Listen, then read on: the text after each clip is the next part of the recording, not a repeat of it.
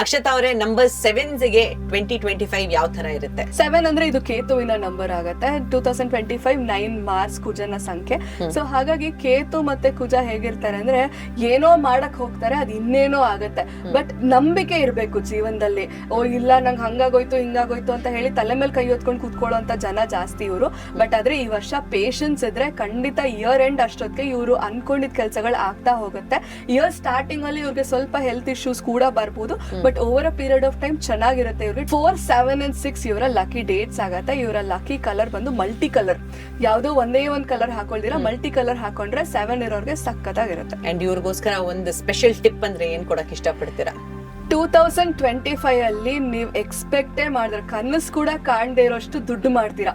ಆದ್ರೆ ಪೇಷನ್ಸ್ ಇರ್ಲಿ, ತಾಳ್ಮೆ ಇದ್ರೆ ಖಂಡಿತ ಜಾಕ್ ಪಾಟ್ ನಿಮ್ಗೆ ಸಿಕ್ಕೇ ಸಿಗತ್ತೆ. ಫ್ಯಾಂಟಾಸ್ಟಿಕ್.